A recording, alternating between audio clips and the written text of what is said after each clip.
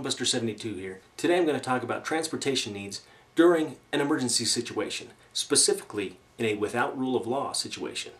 Now, you don't need a 40-foot tractor trailer for your transportation needs during an emergency. In fact, it's possible to walk across the entire United States. Now, there are a couple of types of movement needs during an emergency. Those would be permanent moves, where you're leaving your house and you're probably not coming back, at least not for a long time. And the second type is a reconnaissance or resupply move, where you're staying in your house, but you need to look around and see what's going on around you, or you need to get supplies. So first off, let's talk about the permanent move.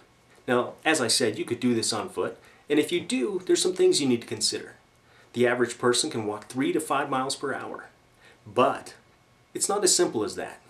If you have someone who is sick or injured, or the elderly, or children with you, your speed is going to be reduced. Also, if you're walking through sand or heavily wooded areas, or even densely populated cities, it's going to be harder to move, and you're going to be moving slower. And if you're carrying a heavy load with you, as you should be taking your supplies, you're going to be slowed down as well. I think it would be safe to assume that your movement is going to be restricted to 2 to 3 miles per hour. Now, something you're going to need is a backpack. Now, this is something you should consider carefully. Don't go for the cheapest thing you can find. Go for the most comfortable you can find that holds all of the things that you need to take with you. This is going to be your bug out bag, something that you will take with you if you have that situation where you need to leave your home. It needs to be fitted for you, and you need to wear it properly with the belt strap in place to take the load off your shoulders. Practice with it. Learn how it fits. And if it doesn't work, get something that does. Another thing you need to think about is footwear. A light hiking boot would be a good choice, something that you can use on the pavement as well as off the pavement. Make sure it's comfortable, make sure you break them in, and don't skimp on this. Your feet are very important. Also, a good pair of socks, actually more than one pair. You need to be able to change those out if they get wet or you're sweating too much in them. Some other options for a permanent move during a WROL situation would be an ATV, a motorcycle, your regular car, a bicycle, even a horse.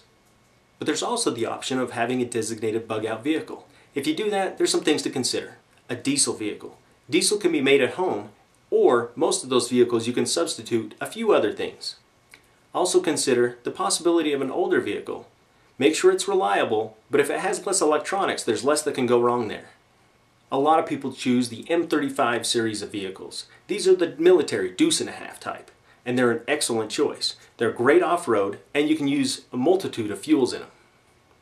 Now, let's say you're not leaving your home.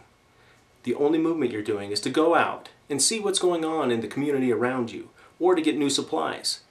This needs to be thought about carefully. The best way to do this type of movement is on foot.